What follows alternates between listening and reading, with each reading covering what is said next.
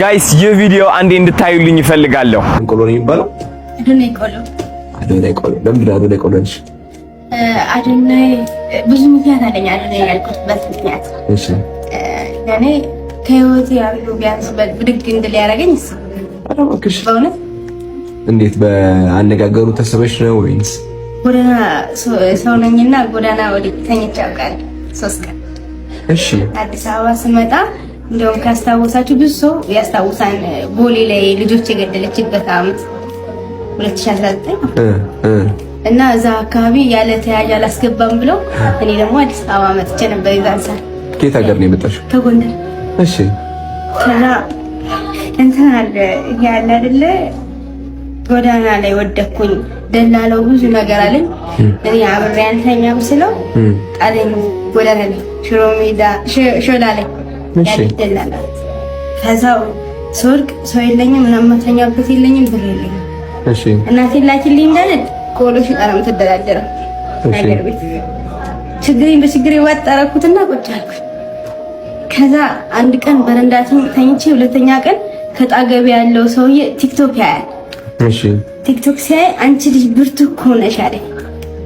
እሺ እኔን ያለኝ ያክል ተሰማኝ። እኔ ስልክ የለኝም ግን አጣገብ ያለው ልጅ ነው ብርቱ ነሽ የሚስተካከልሽ የለም ምናምን ሲል ምክር ሰማሁና ጠጋቢ ሳይ ልጅት እንዲሆን ቆሸሽ ያለ ልብስ ምናምን ስለለበስኩኝ ሌባ ያንኩ መሰላትና ሸሸት አለች። እሺ እና መልኩን አየሁትና 6 ኪሎ ላይ ቁጭ ብዬ እንኳን ስቆላ ከስራ አዶናይ ቆሎ ጽፍ ነበር።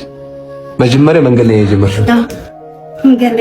መንገድ ላይ ከብዙ ስቃይ በኋላ 3 ቀን ምግብ ናፍቆኛል።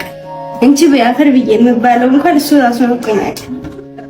እግዚአብሔር እነዚህና እና ከዛ 3 ቀን ያው ማሳልፋቸውን አዲስ አበባ ላይ ሆነ እንግዲህ ታውቀዋለህ ነገር አይ ነው ስቃይ መከራው ራቡ ችግሩ ብርዱ እና የሶስተኛ ቀን ያደርኩበት መድኃኔዓለም ቀብና መድኃኔዓለም ዘበኛው ራሱ ውጭ እስከሚለኝ ድረስና ሳልፈልግ በግዴ ቀብ እንትን በእግሬ እየመጣሁ ሄድኩኝ። በእንትን 6 ኪሎ ላይ ታችኛው መዝናኛ ቀበሌ ላይ ካራቡ ችግሩም ሀሳቡም አዛለኝና ወደኩኝ። እሺ እዛ የሚዝናኑ ሰዎች እንዳለ ተሰብስበው አነሱ። ምሪንዳ ገዙልኝ፣ ምግብ ገዙልኝ። እዛ ነገርባቸው ስራ ሰርቼ ማለት ምናምን ፈልጋለሁ ስል ማንም ሰው መታወቂያ የለኝም ብቻዬን እንደዛ ቁጭ ብዬ የሰራው ሳለ ብር አዋጡልኝና ምን ትችያለሽ? ቆሎ መቁላት እናቴ ጋር እየቆላች ሸምሸጥ አያታለሁ ስለ አንዱ እኔ እንትን እገዛላታለሁ ምጣድ እገዛላታለሁ አንዱን ትልላለህ እኔ አንድ ወሬ ብክራ እገዛላታለሁ አለ። የማን ዋና እግዚአብሔርን ከቀብና 6 ኪሎ እየመጣ ሰርቻለሁ።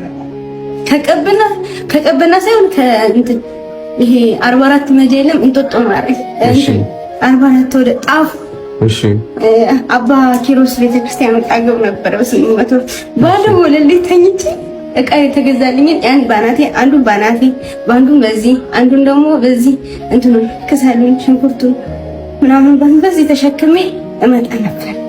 ከዛ ጀምሬ 6 ኪሎ የካቲት 12 ላይ ብዙ ነገር ደርሳል። እንደዛ የሚቆሉ ሰዎች አላስጠጋኝ ብለው ቆሎ ላይ ሲደፉብኝ ሲታፉብኝ ምን ሲሉብኝ ያው ተስማማ።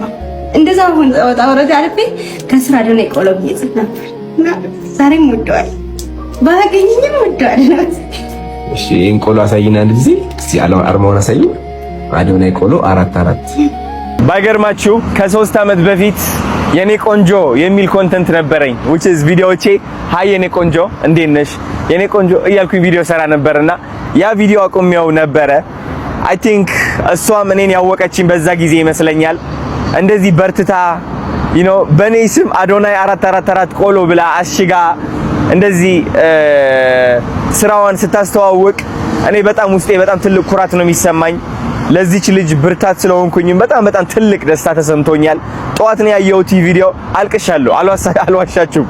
ለምን ጨንቆኝ እያለ ነው ይህ ቪዲዮ ያየሁትና እኔ እንደደረስኩላት እሷም ደርሳልኛለች። እኔ እሷን ማበርታቴ ለኔ ብርታት ሆነኝ። አያችሁ እኛ ሰዎች ስንባል ለካስ መስታወት ነን። የምትሰራው ጥሩ ነገር ዞሮ መክፈሉ አይቀርም። በገንዘብ ይሁን በሞራል ይሁን በብርታት ይሁን እግዚአብሔር ግን አንተን መክፈሉ አይቀርምና እቺን ልጅ ማበረታታት እፈልጋለሁ። አዶናይ 444 የሚለው ቆሎ ከዜሮ ተነሳ ወደ 100 እንድትወስደው ወደ ትልቅ ብራንድ ማስተላለፍ እፈልጋለሁ። የኔ ስም ተጠቅማ እቺ ልጅ ሀብታም እንድትሆን እፈልጋለሁ። ለዛም ነው በኢትዮጵያ ደረጃ በጣም ትልቅ የሆነ ኤግዚቢሽን ተዘጋጅቷል። ኮንቬንሽን ሰንተር ላይ ኦልሞስት ወደ 200,000 ሰዎች መተው የሚያዩበት ትላልቅ ኮንሰርቶች የተዘጋጁበት ኤግዚቢሽን ከዚህ ቀን ጀምሮ እስከዚህ ቀን ማለት ነው ይዘጋጃል። እቺ ልጅ ደግሞ በእነዚህ ቀናት ውስጥ እዛ ኤግዚቢሽን ላይ የራሷ ሱቅ ተሰጥቷት እንድትሰራ ፈልጋለሁ።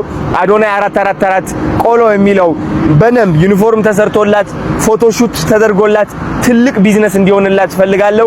ስለዚህ በአካል አገኝሻለሁ፣ ህይወትሽንም አብረን እንቀይረዋለን። የኔ እናት በርትተሽ ስለሰራሽ ተስፋ ስላልቆረጥሽ በጣም አመሰግንሻለሁ። አሁን ደግሞ በቅርቡ በአካል አግኝቼሽ ትልቅ ታሪክ እንሰራለን። እናንተም እሷን ማገዝ ከፈለጋችሁ ወደ ኤግዚቢሽኑ መምጣት አለባችሁ። እኔም ከሷ ጎን ቆሜ አግዛታለሁ።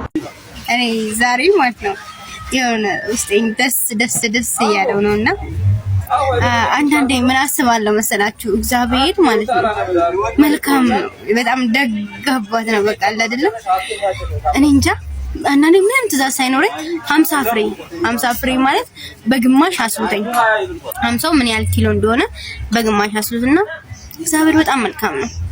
እኔ አንዳንዴ አምሮዬ መቼ ልትሰሪው ነው? የት ልሽ ልትሰሪው ነው? እንዴት ነው ምናምን ብሎ ይጠይቀኛል አይደል? ምን እለዋለሁ? እግዚአብሔርን እመን፣ እግዚአብሔርን ካመንክ አትወድቅም እለዋለሁ። ልቤንም አምሮዬንም እና እግዚአብሔር ከታማኝ ነው። ያን ሁሉ ቆሎሽ እገባለሁ፣ ለወንድሜ የሚያስፈልገውን እገዛለሁ፣ የቤት ኪራይ እከፍላለሁ እና እበላለሁ፣ እጠጣለሁ። ነገም ባላውቀው ዛሬ ነው እየኖርኩ ነው እና አመሰግናለሁ።